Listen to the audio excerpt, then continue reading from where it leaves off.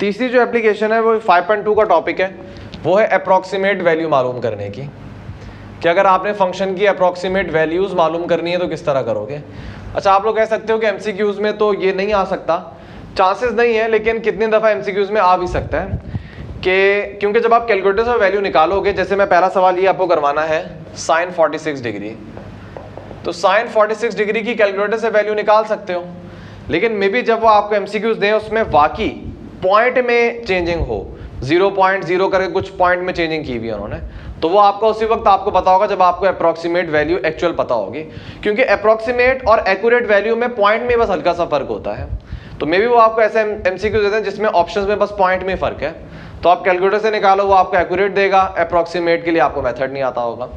तो ये चांसेस नहीं है, लेकिन आ भी सकता है एमसीक्यूज के अंदर। तो बहुत सिंपल फॉर्मूला, उसको देख लो। ये 5.2 का टॉपिक था और ये बहुत इंपॉर्टेंट सवाल होता था आप लोगों के बैच से पहले।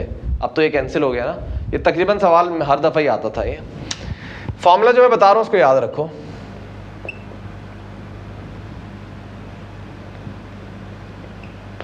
जनरल फॉर्म इतनी इंपॉर्टेंट नहीं है, लेकिन फिर भी मैं बता रहा हूँ ताकि स्टार्ट में किसी फॉर्मूले से करूँ ना।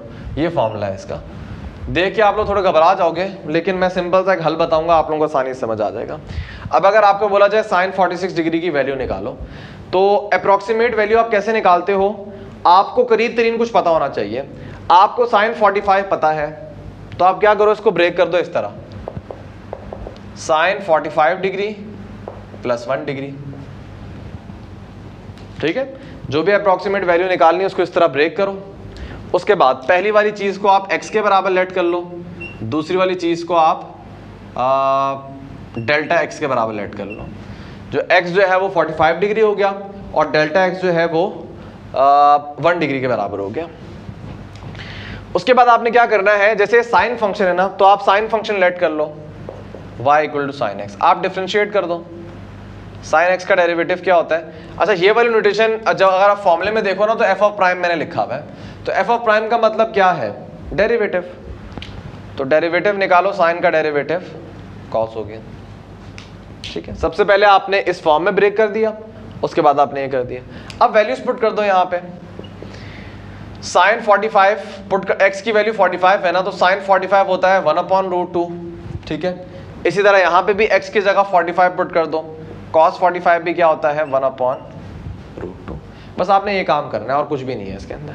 अब आप फॉर्मूला, सॉरी यहाँ x आएगा, फॉर्मूला आप कंसीडर करो। फॉर्मूला क्या कहता है कि आपको 46 की वैल्यू निकालनी है ना, मतलब साइन 45 डिग्री प्लस 1 डिग्री की वैल्यू निकालनी है। तो ये किसके बराबर होगा, f of x। f of x जो ओरिजिनल फंक्शन था आपके पास, उसकी वैल्यू थी 1/√2 प्लस डेरिवेटिव, डेरिवेटिव की वैल्यू क्या थी, वो भी 1/√2 थी, multiply delta x. Delta x क्या था, 1 डिग्री। डिग्री में आप पुट नहीं करना है, इसको रेडियन के अंदर कन्वर्ट कर लेना। तो 1 डिग्री π/180 रेडियन के बराबर होता है। That's it. इस पूरी चीज को आप कैलकुलेटर में कैलकुलेट कर लेना। अब जो आंसर आएगा ना आपके पास अप्रॉक्सीमेट आएगा। कैसे पता चला आपको, आप ये जरा वैल्यू कैलकुलेटर से निकालना और आप डायरेक्ट कैलकुलेटर में साइन 46 लिखना, तो देखना 3rd या 4th डेसिमल के बाद चेंजिंग आ रही होगी उसके अंदर। ठीक है, क्योंकि ये वाली टेक्निक आपको अप्रॉक्सीमेट बताती है और कैलकुलेटर आपको एक्यूरेट बता रहा होता है। तो प्रोसेस मैं दोबारा रिवाइज कर देता हूं कि 46 अगर आपको मालूम करना है तो करीब तरीन आपको क्या पता है 45, तो 45 प्लस 1 में ब्रेक कर दो। बड़ी वाली चीज x हो गई, छोटी वाली चीज जो है वो डेल्टा x आपने ले ली। साइन फंक्शन है तो आप लेट कर लो साइन x। साइन का डेरिवेटिव cos x होता है, x की जगह 45 पुट करो तो साइन 45 1/2, यहाँ भी cos में x की जगह 45 पुट करो, cos 45 भी 1/√2। ये पूरा फॉर्मूला आपके सामने लिखा हुआ है, ये अप्रॉक्सीमेट का सिंबल होता है। ठीक है, तो लेफ्ट हैंड साइड तो इतनी इंपॉर्टेंट नहीं है, वो तो आप लिखो ना लिखो बात एक ही है। राइट हैंड साइड में सबसे पहले फंक्शन लिखो, फंक्शन था 1/√2 आया था, फिर डेरिवेटिव है, डेरिवेटिव भी 1/√2 आया था, और एंड पे डेल्टा एक्स है, डेल्टा एक्स को आपने रेडियन में चेंज कर दिया π/180। इस पूरी चीज को कैलकुलेटर में डालोगे आपके पास अप्रॉक्सीमेट वैल्यू आ जाएगी। ठीक है, तो इसको इतना ही समझते हैं, ज़्यादा डिटेल में नहीं जाते, वरना डिटेल में इसलिए कि स्क्वायर रूट फंक्शन के साथ भी अप्रॉक्सीमेट वैल्यू थी, लोगैरिथमिक फंक्शन के साथ भी अप्रॉक्सीमेट वैल्यू निकाल सकते हो, लेकिन ये ट्रिग्नोमेट्री की काफ़ी मशहूर थी तो इसलिए मैंने ये करवा दिया आप लोगों को। मेथड सब में सेम होता है। अगर आपके पास यहाँ पे स्क्वायर रूट होता, लेट कर लो रूट 17 की वैल्यू निकालनी है, तो आप इसको ब्रेक करते 16 + 1 में। अब वही काम करते, फंक्शन रूट एक्स है, डिफ्रेंशिएट करो, आ जाएगा 1/2 रूट एक्स। पहले आप यहाँ पे इसको x ले लेते, इसको डेल्टा x ले लेते, फिर वैल्यूज पुट कर दो इसके अंदर x की और ये फॉर्मूला अप्लाई कर दो पूरा। मेथड तो यही रहता है इसका, लेकिन ज़्यादा इंपॉर्टेंट ये चीज़ें आ रही होती हैं।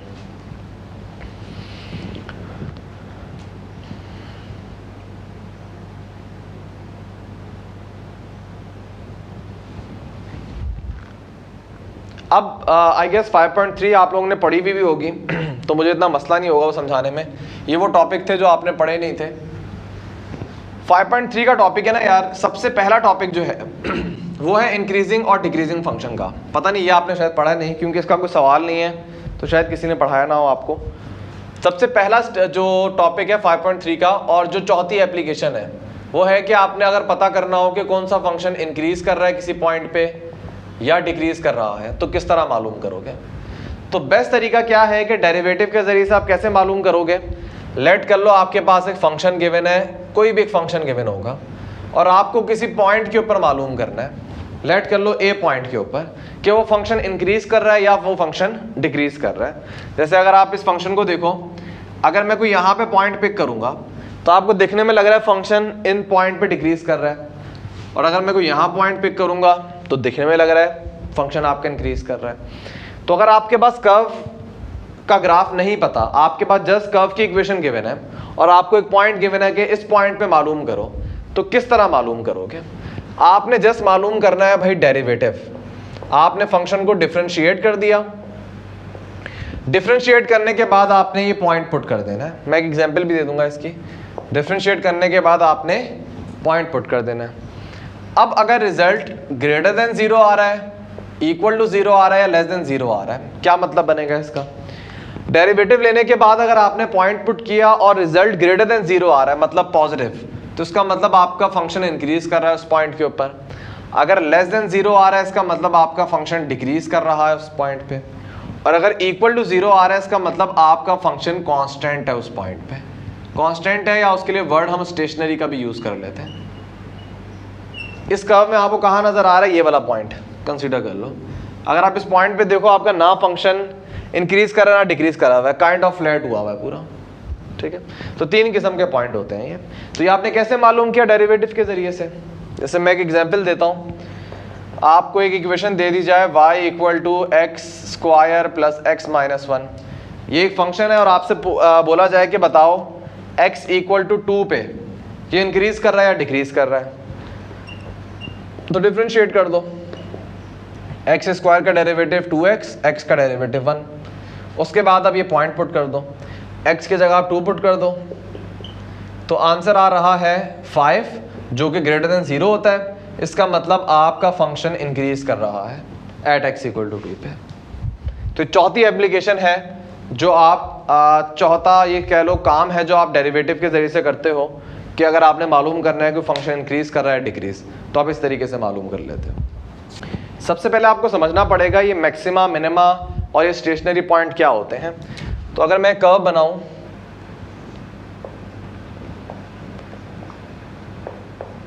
ठीक है, लेट कर लो कोई इस टाइप का एक कर्व मौजूद है, बाकी हम कंसीडर नहीं करते। अच्छा, इसके अंदर और भी बहुत चीज़ें होती हैं, absolute maxima, global maxima, relative या लोकल मैक्सिमा, ये सब चीज़ें होती हैं। तो ये एमसीक्यूज में इतनी पूछी नहीं जाती, ये टोटली एक्स्ट्रा टॉपिक्स हैं, तो इनमें हम जाने की ज़रूरत नहीं है। बस हम अपने टॉपिक पे रहते हैं कि मैक्सिमा, मिनिमा क्या चीज़ें होती हैं।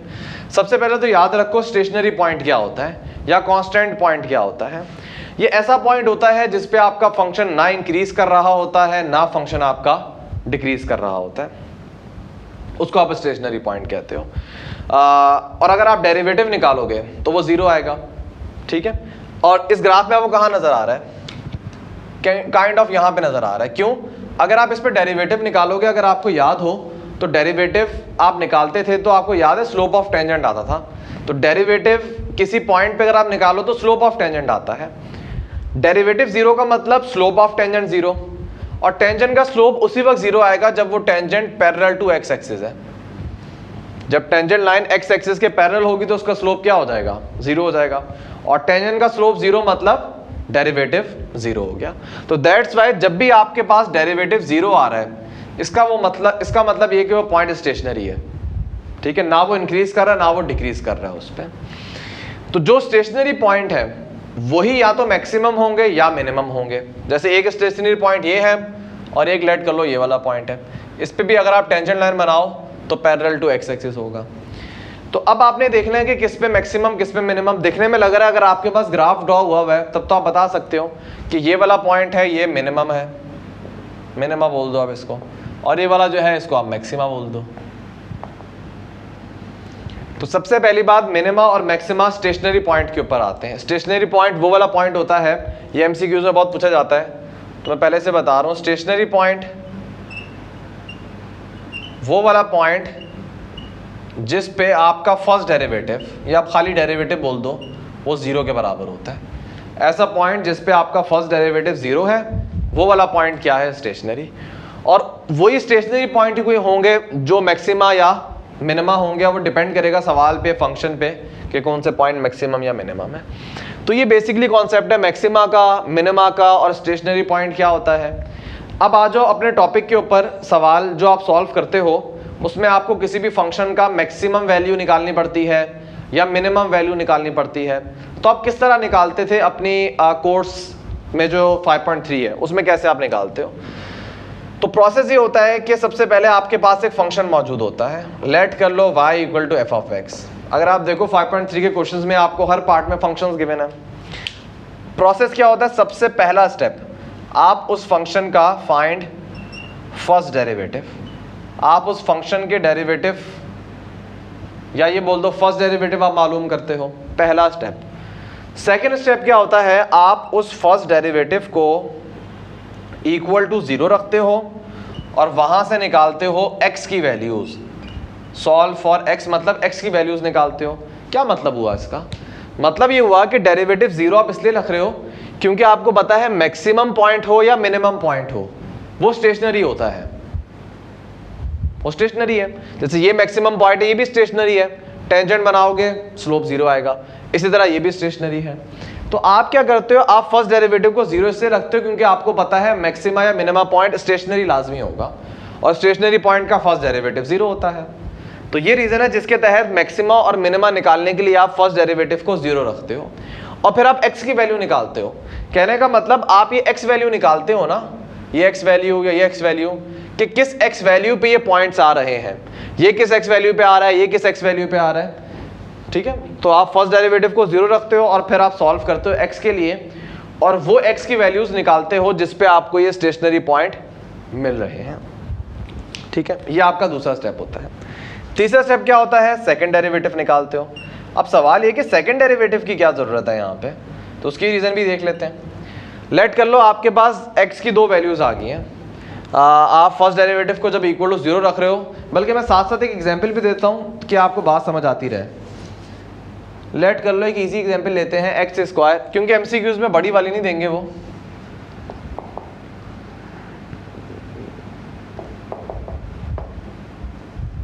एक्स स्क्वायर माइनस 2, ये बिल्कुल पहला क्वेश्चन है 5.3 का, प्लस 3। तो सबसे पहला काम आपने क्या किया था, डिफरेंशिएट किया था आपने। तो पहला स्टेप डिफरेंशिएट करो, 2x माइनस 2 आ जाएगा।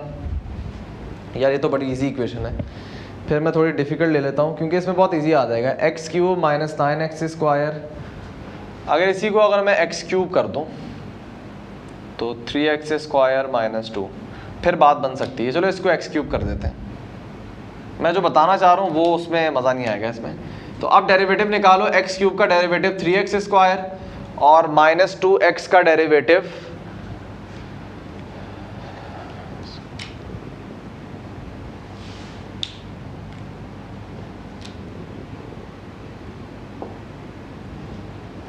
ये कर लेते हैं इसको।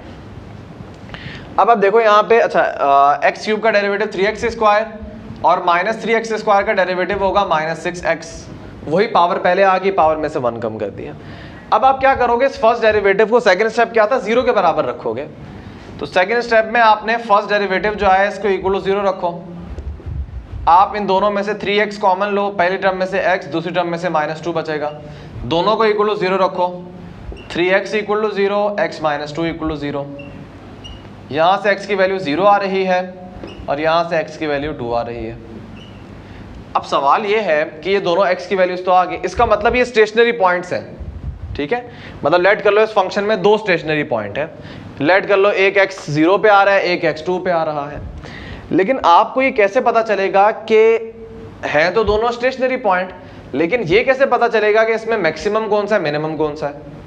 इन वैल्यू से देख के आप कैसे बताओगे? आपको कैसे पता चला कि 0 पे आपका फंक्शन मैक्सिमम है या मिनिमम है, इसी तरह 2 पे आपका फंक्शन मैक्सिमम या मिनिमम है? तो आप तो पता नहीं कर सकते, आपको बस इतना पता है इनमें से किसी एक पे मैक्सिमम होगा, किसी एक पे मिनिमम होगा, ये आपको पता है, लेकिन आपको एग्जैक्ट नहीं पता किस पे मैक्सिमम किस पे मिनिमम होगा। तो दैट्स व्हाई आप सेकंड डेरिवेटिव मालूम करते हो। सेकंड डेरिवेटिव के जरिए से आप पता करोगे कि किस पे मैक्सिमम किस पे मिनिमम होता है। तो तभी थर्ड स्टेप क्या था कि आप सेकंड डेरिवेटिव मालूम करो। लेट कर लो यहाँ पे जब आपने x को सॉल्व किया था ना, तो आपके पास वैल्यू आई थी x इक्वल टू a, ठीक है, कोई भी एक वैल्यू आ गई थी।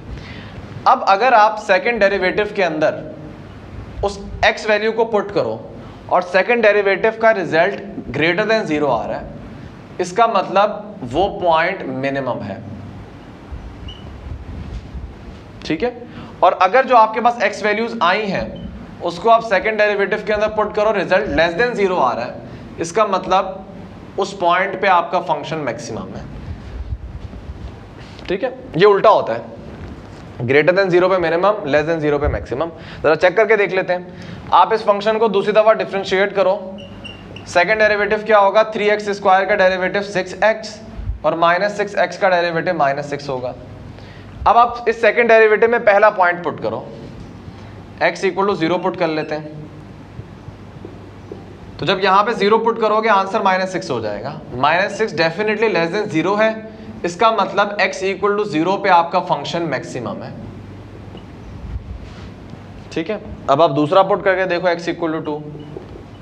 जब आप सेकंड डेरिवेटिव में यहां पे x की जगह 2 पुट करोगे तो 2 इंटू 6 12, 12 माइनस 6 6 के बराबर, और 6 ग्रेटर देन 0 है, इसका मतलब आपका फंक्शन मिनिमम है x इक्वल टू 2 के ऊपर। तो दैट्स वाई सेकंड डेरिवेटिव आप इसलिए यूज करते हो मैक्सिमा और मिनिमा पता करने के लिए। तो एग्जाम में डिफरेंट तरीके से आ सकता है, या तो वो आपको बोलेंगे कि बताओ आपका फंक्शन किस पॉइंट पे मैक्सिमम है, मतलब वो आपसे x वैल्यू पूछ रहे होंगे कि किस x वैल्यू पे आपका फंक्शन मैक्सिमम है, तो इसका आंसर क्या होगा, x इक्वल टू 0 पे मैक्सिमम है। या आपसे वो पूछ लेंगे ये फंक्शन किस पॉइंट पे मिनिमम है, तो आप ये पूरा प्रोसेस करोगे और बता दोगे कि x इक्वल टू 2 पे मिनिमम है। तो दो सवाल इस तरह आ सकते हैं। तीसरा सवाल वो ये बोल सकते हैं कि फंक्शन की मैक्सिमम वैल्यू क्या है, जो आप 5.3 में करते हुए भी आ रहे हो। पहले पूछा था कि मैक्सिमम वैल्यू किस पॉइंट पे आ रहा है, मतलब वो आपसे x वैल्यू पूछ रहे थे। अब वो पूछ रहे हैं कि फंक्शन की मैक्सिमम वैल्यू क्या है। तो जब मैक्सिमम वैल्यू पूछी जाए ना, तो इसका मतलब वो आपसे y वैल्यू पूछ रहे हैं। तो आप क्या करोगे, इस x की वैल्यू को फंक्शन के अंदर पुट कर दोगे। तो जब आप यहाँ पे x इस फंक्शन के अंदर 0 पुट करो, यहाँ पे भी 0 पुट करो, y का आंसर आ जाएगा 3 के बराबर। तो इसका मतलब क्या है, आपका फंक्शन मैक्सिमम है x इक्वल टू 0 के ऊपर, और उसकी मैक्सिमम वैल्यू क्या है, उसकी मैक्सिमम वैल्यू 3 के बराबर है। मतलब इस फंक्शन की 3 से ग्रेटर कोई वैल्यू नहीं आ सकती। मैक्सिमम वैल्यू आपकी क्या है, इसकी 3 है। और मिनिमा के बारे में वही सवाल आ सकता है कि किस पॉइंट पे मिनिमम है, x इक्वल टू 2 पे मिनिमम है, लेकिन मिनिमम वैल्यू है क्या, तो वो आप पुट कर लो। आप यहाँ पे पुट करो, 2 का क्यूब क्या हो जाएगा 8, अच्छा 2 का स्क्वायर 4, 4 को माइनस 3 से करो -12 और +3 अपने जगह पे। तो उसको सॉल्व करो, देखना -1 आंसर आ रहा है। तो इसका मतलब फंक्शन की जो मिनिमम वैल्यू है वो क्या है, -1 के बराबर है। और किस पॉइंट पे मिनिमम था, x इक्वल टू 2 पे मिनिमम था। तो डिफरेंट अंदाज में सवाल पूछा जा सकता है, आपने देख लेना, क्योंकि ये एमसीक्यूज में कंफ्यूजन हो जाता है, इसलिए मैंने बता दिया है कि अगर एमसीक्यूज में वो आपसे पूछे ना कि मैक्सिमम वैल्यू बताओ, इसका मतलब वो आपसे कह रहे हैं कि इन x वैल्यू को फंक्शन के अंदर पुट करो, जो आप सवाल में करते हुए आ रहे थे 5.3 में। लेकिन अगर आपसे पूछें कि किस पे मैक्सिमम है वो, तो फिर वो x वैल्यू पूछ रहे हैं कि कौन सी x वैल्यू पे फंक्शन आपका मैक्सिमम है।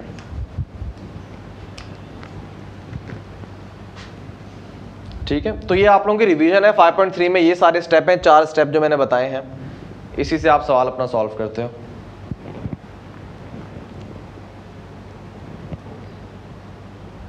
ठीक है, अब आखिरी टॉपिक है, ये टॉपिक खत्म है, लेकिन कुछ टॉपिक हैं जो एमसीक्यू से पूछे जाते हैं।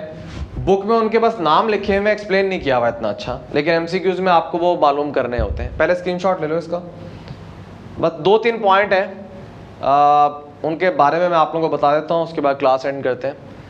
चैप्टर 5 आपका बुक में जितना लिखा हुआ है ना वो हो गया। अब कुछ एक्स्ट्रा टॉपिक्स हैं। अच्छा, पॉइंट ऑफ इन्फ्लेक्शन जो मैं समझाने लगा हूँ, ये आपकी बुक में नाम लिखा हुआ है, ये पता नहीं किसी पेज के फुट नोट पे लिखा हुआ है। हाँ, ये पेज नंबर 186 है। उसमें बस पॉइंट ऑफ इन्फ्लेक्शन के बारे में इतना बताया उन्होंने कि is the point of curve which is neither maximum nor minimum. किसी को समझ ही नहीं आएगा जो उन्होंने डेफिनेशन लिखी हुई है। तो ये जो मुझे बुक में थोड़े मसले हैं ना, वो ये वाले मसले हैं। हालांकि पंजाब बोर्ड के अंदर प्रॉपरली उन्होंने एक्सप्लेन किया हुआ है इस चीज़ को। बहरहाल मैं बता देता हूँ क्या होता है। 3-4 पॉइंट है जो आपके जहन में होने चाहिए। सबसे पहला पॉइंट जो मैंने बताया अभी, स्टेशनरी पॉइंट। स्टेशनरी पॉइंट वो होता है कि जिस पे फर्स्ट डेरिवेटिव 0 के बराबर है।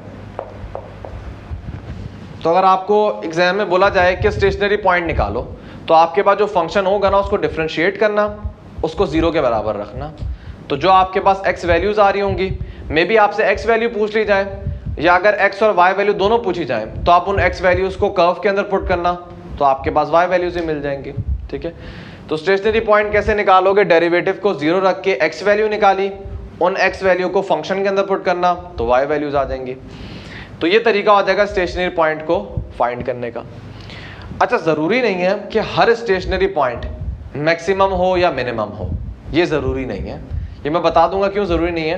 क्योंकि स्टूडेंट के जहन में आता है कि जो भी स्टेशनरी पॉइंट है वो या तो मैक्सिमम होगा या मिनिमम होगा। नहीं, तीसरी पॉसिबिलिटी भी होती है। और वो तीसरी पॉसिबिलिटी क्या होती है? ये दूसरा पॉइंट। अच्छा, सबसे पहले एक और पॉइंट है जिसको आप टर्निंग पॉइंट कहते हो, इसके बारे में समझ लो। टर्निंग पॉइंट ऐसा पॉइंट होता है, टर्निंग पॉइंट एक स्टेशनरी पॉइंट है विच इज आइदर मैक्सिमम और मिनिमम। कहने का मतलब स्टेशनरी पॉइंट को ही आप टर्निंग पॉइंट कहते हो, लेकिन उस स्टेशनरी पॉइंट को जो या तो मैक्सिमम हो या मिनिमम। मैंने बताया तीसरी पॉसिबिलिटी भी होती है, जरूरी नहीं कि स्टेशनरी पॉइंट मैक्सिमम होगा या मिनिमम होगा, तीसरी पॉसिबिलिटी भी है। लेकिन अगर स्टेशनरी पॉइंट मैक्सिमम है या मिनिमम है, तो उस स्टेशनरी पॉइंट को आप टर्निंग पॉइंट भी बोल देते हो। ठीक है, तो ये 2 पॉइंट हो गए। अब जो बाकी के 2 पॉइंट है वो बड़े इंपॉर्टेंट है। तीसरा वाला है पॉइंट ऑफ इन्फ्लेक्शन, जिसका बुक में जिक्र किया गया है। अब मैं सबसे पहले एग्जांपल देता हूं कि स्टेशनरी पॉइंट कब मैक्सिमम या मिनिमम नहीं होगा। एग्जांपल ले लेते हैं। बहुत ही मशहूर फंक्शन है f of x equal to x cube, cubic function है, जिसका ग्राफ मैंने चैप्टर 1 में बताया था, इस टाइप का बनता है। अब मेरा एक मासूमाना सवाल है आपसे कि अगर आप इस कर्व को जब आप देखते हो ना ओरिजिन के ऊपर, तो ये कर्व मैंने थोड़ा डिफरेंट सा बनाया है, इसको इस तरह बनाते हैं। एक्चुअल में इस तरह बना हुआ होता है कि इधर थोड़ा सा इस टाइप का होता है। ठीक है, तो जब आप ओरिजिन के ऊपर इस पे टेंजेंट लाइन बनाओगे तो वो बिल्कुल एक्स एक्सिस होगा। ओरिजिन के ऊपर टेंजेंट लाइन। अच्छा, टेंजेंट लाइन का मतलब ये नहीं होता कि वो कर्व को हर वक्त टच करेगी। ये स्टूडेंट के जहन में बड़ा मसला होता है। अगर मैं कर्व इस टाइप का बनाऊं, एक ये कर्व है, अगर मैं आपसे बोलता हूं कि इस पॉइंट पे एक टेंजेंट लाइन बनाओ, तो टेंजेंट लाइन वो होती है जो उस पॉइंट पे टच कर रही है। बाद में जाके बेशक फंक्शन को क्रॉस कर जाए, वो मैटर नहीं करता। ये इस पॉइंट पे बस टच कर रही है तो दैट्स व्हाई टेंजेंट कहेंगे। ये नहीं आप बोलोगे बाद में तो सर ये क्रॉस कर रही है उसको। जिस पॉइंट की बात कर रहे हैं मैं उसकी बात करता हूँ। इसी तरह अगर आप इस पॉइंट पे टेंजेंट लाइन बनाते हो तो वो इस पॉइंट पे तो टच कर रही है, लेकिन बाकी पॉइंट पे वो कर्व को क्रॉस कर रही है, जो भी है। तो ये चीज़ अपने जहन में रखना है, इसका कोई इतना इशू नहीं होता। तो अगर आप यहाँ पे ओरिजिन पे डिफ्रेंशिएट करो तो डेरिवेटिव 0 होगा, क्योंकि टेंजेंट लाइन एक्स एक्सिस के ऊपर है। एक्स एक्सिस का स्लोप क्या होता है?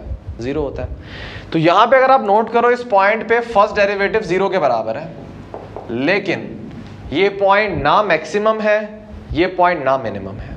क्यों भाई? मैक्सिमम पॉइंट का मतलब क्या होता है कि बाकी सारे पॉइंट लेफ्ट वाले भी उससे नीचे हैं और राइट वाले भी उससे नीचे हैं, वो सबसे ऊपर पॉइंट है। मिनिमम का मतलब क्या होता है कि बाकी सारे पॉइंट उससे ऊपर है लेफ्ट पे, और राइट पे भी सारे पॉइंट उससे ऊपर है, वो सबसे नीचे है। लेकिन क्या ये मैक्सिमम या मिनिमम है? क्योंकि देखो, लेफ्ट पे सारे पॉइंट इससे नीचे हैं, राइट पे सारे पॉइंट इससे ऊपर हैं। तो इसको क्या बोलोगे आप? तो ना ये मैक्सिमम है ना ये मिनिमम है, लेकिन ये स्टेशनरी पॉइंट है। तो मैंने वही बताया था कि जरूरी नहीं कि स्टेशनरी पॉइंट या तो मैक्सिमम होगा या मिनिमम होगा, उसमें तीसरी पॉसिबिलिटी भी है, और वो पॉसिबिलिटी क्या है कि वो पॉइंट ऑफ इन्फ्लेक्शन भी हो सकता है। तो अब जरा समझ लो पॉइंट ऑफ इन्फ्लेक्शन क्या होता है। ऐसा पॉइंट जिस पे आपके कर्व की कॉन्केविटी चेंज हो रही है। कॉन्केविटी का मतलब है कि इसको आप कहते हो कॉन्केव डाउनवर्ड, इसको बोलते हो कॉन्केव अपवर्ड। तो इस पॉइंट से पहले देखो आपका शेप डाउनवर्ड की तरफ है, और इस पॉइंट के बाद आपका कर्व की शेप अपवर्ड की तरफ है। तो ये वो वाला पॉइंट है जिस पे आपके फंक्शन की कॉन्केविटी चेंज हो रही है, वो कॉन्केव डाउनवर्ड से कॉन्केव अपवर्ड हो गया है। तो इस वाले पॉइंट को आप बोलते हो पॉइंट ऑफ इन्फ्लेक्शन। तो ये ग्राफ से समझने के लिए मैंने बताया, और मैथमेटिकल इसको क्या बोलते हैं कि ऐसा फंक्शन जिस पे सेकंड डेरिवेटिव 0 के बराबर हो जाए, तो उस फंक्शन को आप कहते हो, उस पॉइंट को कहते हो पॉइंट ऑफ इन्फ्लेक्शन। तो आप ये ऑब्जर्व भी कर सकते हो, अगर आप इसको पहली दफा डिफरेंशिएट करो 3x² आएगा, आप इसको दूसरी दफा डिफरेंशिएट करो तो ये 6x आएगा। और जरा नोट करो, अगर मैं इसको x = 0 यहाँ पे पुट करता हूँ तो इसका सेकंड डेरिवेटिव क्या आ रहा है? 0 के बराबर आ रहा है। इसका मतलब x = 0 मतलब ओरिजिन एक ऐसा पॉइंट है, मतलब मैं इस पॉइंट की बात करूँ 0,0 की, जब आप यहाँ पे पुट करोगे तो डेरिवेटिव उसका 0 आ रहा है, सेकंड डेरिवेटिव। तो ओरिजिन पे इसका सेकंड डेरिवेटिव 0 आ रहा है, इसलिए ओरिजिन पे आपको एक पॉइंट ऑफ इन्फ्लेक्शन मिल रहा है। तो पॉइंट ऑफ इन्फ्लेक्शन वो वाला पॉइंट होता है जिस पे सेकंड डेरिवेटिव 0 के बराबर है। और दूसरा पॉइंट ऑफ इन्फ्लेक्शन के बारे में आप क्या बोल सकते हो कि उस पे आपके कर्व की कॉन्केविटी जो है वो चेंज होती है। That's it. कोई सवाल यहाँ तक? इनकी डेफिनेशन स्टेशनरी पॉइंट की और पॉइंट ऑफ इन्फ्लेक्शन की बड़ी मशहूर है। स्टेशनरी पॉइंट के बारे में आता है कि ऐसा पॉइंट जिस पे फर्स्ट डेरिवेटिव 0 है वो स्टेशनरी पॉइंट है, और ऐसा पॉइंट जिस पे सेकंड डेरिवेटिव 0 है तो वो पॉइंट ऑफ इन्फ्लेक्शन है।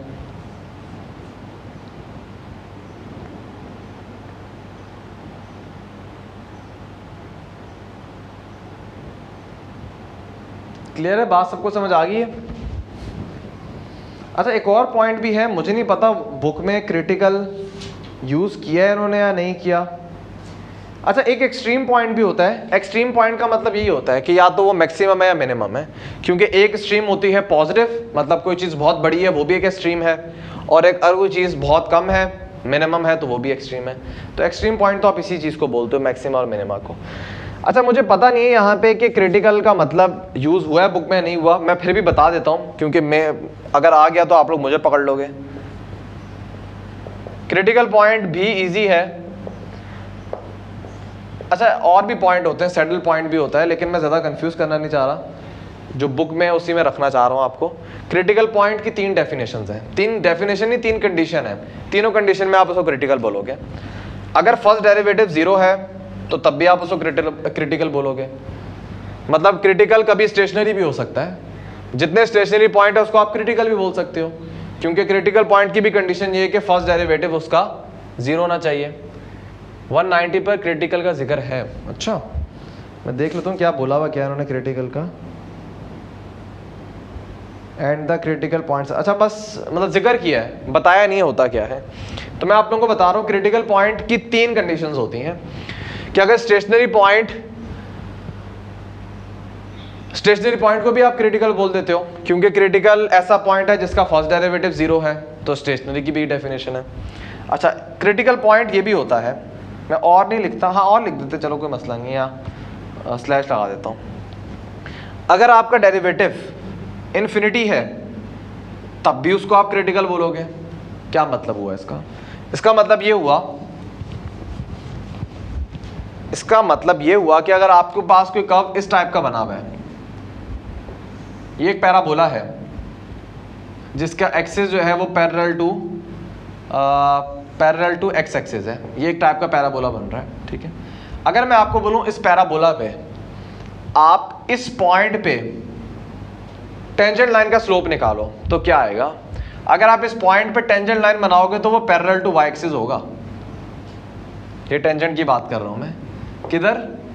अगर आप इस कर्व पे इस पॉइंट पे अगर टेंजेंट लाइन बनाओगे तो टेंजेंट लाइन इस तरह बनेगी जो इस पॉइंट पे टच करके जा रही होगी। और जरा गौर करो ये टेंजेंट लाइन किसके पैरेलल है, वाई एक्सिस के पैरेलल है। तो इसका मतलब टेंजेंट लाइन का स्लोप इन्फिनिटी होगा तो डेरिवेटिव भी इन्फिनिटी हो गया, क्योंकि स्लोप ऑफ टेंजेंट लाइन का मतलब क्या होता है, डेरिवेटिव। तो डेरिवेटिव आपके पास क्या आएगा, इन्फिनिटी आएगा। तो अगर आपके पास कहीं डेरिवेटिव इन्फिनिटी आ रहा है तो उसको भी आप क्या बोलोगे, क्रिटिकल। अब उसको स्टेशनरी नहीं बोल सकते क्योंकि स्टेशनरी की बस यही कंडीशन है, लेकिन उसको आप क्या बोलोगे, क्रिटिकल बोलोगे। तो ये दूसरी कंडीशन है जिसमें भी आप क्रिटिकल बोलते हो। और तीसरी कंडीशन है कि अगर आपके पास first derivative D N E आ जाए, ये डी एन ई का मतलब होता है डू नॉट एग्जिस्ट, कि डेरिवेटिव एग्जिस्ट ही नहीं कर रहा। अब इसका मतलब क्या हुआ, इसका मतलब ये हुआ, और वो बात बड़ी इंपॉर्टेंट है जो आपकी बुक में मेंशन है लेकिन आई होप आपको अभी तक नहीं बताई होगी किसी ने, और वो ये है मॉडुलस फंक्शन। दिखने में तो बहुत मासूम सा एक फंक्शन है मॉडुलस फंक्शन, आप लोगों को मैंने फर्स्ट चैप्टर में बताया था, लेकिन इसमें एक चीज़ बहुत ही इंपॉर्टेंट है और वो ये है कि इसमें एक पॉइंट ऐसा है जिस पे आपका डेरिवेटिव एग्जिस्ट ही नहीं कर रहा। इन्फिनिटी छोड़ो, जीरो छोड़ो, एग्जिस्ट ही नहीं कर रहा आपका डेरिवेटिव। आप यहाँ पे ये बोलते हो कि आप डेरिवेटिव मालूम ही नहीं कर सकते, और वो कौन सा पॉइंट है, वो ओरिजिन पॉइंट है। वजह ये कि डेरिवेटिव कभी भी शार्प कॉर्नर्स जो होते हैं ना उस पे नहीं आ सकता। ये जो है शार्प कॉर्नर है पूरा, तो इस पे आप डेरिवेटिव नहीं मालूम कर सकते। अगर कोई स्मूथ होता जैसे ये था तो इस पॉइंट पे आप डेरिवेटिव मालूम कर सकते हो। तो जो मॉडुलस फंक्शन है ना, इसमें x इक्वल टू 0 पे आप डेरिवेटिव जो है does not exist, derivative exist ही नहीं करता इस पॉइंट के ऊपर। तो अब इस पॉइंट का नाम क्या होगा, क्रिटिकल होगा, क्योंकि क्रिटिकल वो भी पॉइंट होता है जिसपे फर्स्ट डेरिवेटिव आपका एग्जिस्ट ही नहीं कर रहा। ठीक है, तो मॉडुलस फंक्शन में क्रिटिकल पॉइंट कहाँ पे होता है, 0 के ऊपर होता है। तो तीनों जो डेफिनेशन है ये क्रिटिकल की है, इनमें से कोई भी कंडीशन हो जाएगी उसको आप क्रिटिकल भी बोलोगे। ये वाली कंडीशन होगी तो क्रिटिकल के साथ साथ आप स्टेशनरी भी बोल सकते हो, टर्निंग भी बोल सकते हो, और ये दो कंडीशन होंगी तो प्योरली आप इसको क्रिटिकल पॉइंट ही बोलोगे। दैट्स इट, चैप्टर 5 हमारा कंप्लीट। कोई सवाल है तो पूछ लो, वरना फिर लेक्चर एंड करते हैं, 5 बज गए हैं।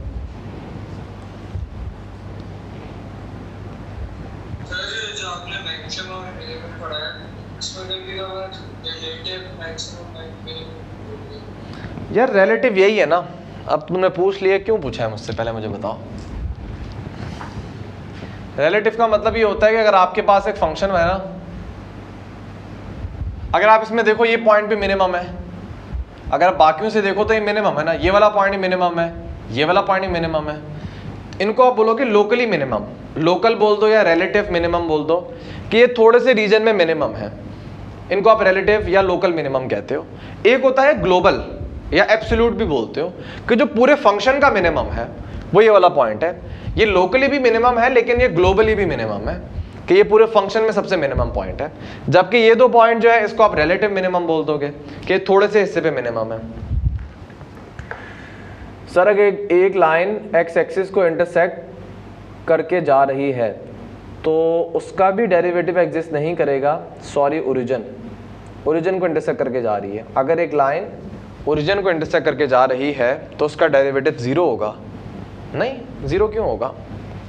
कंसीडर कर लो, अगर इस जगह पे यहाँ पे मैं कहीं डेरिवेटिव टेंजेंट लाइन बनाऊँ और टेंजेंट लाइन वो इस तरह कहीं बन रही है जो ओरिजिन से पास कर रही है, डेरिवेटिव क्यों ज़रूरी होगा?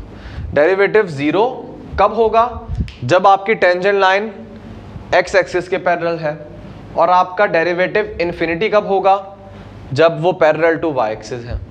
और डू नॉट एग्जिस्ट उस वक्त करेगा या तो आपका फंक्शन कंटिन्यूस नहीं है, अभी कंटिन्यूस हमने पढ़ा नहीं है, हमारे कोर्स का ऐसा नहीं है, या तो आपका फंक्शन कंटिन्यूस नहीं है, या ये शार्प कॉर्नर है तो उस पर आपका डेरिवेटिव एग्जिस्ट ही नहीं करता।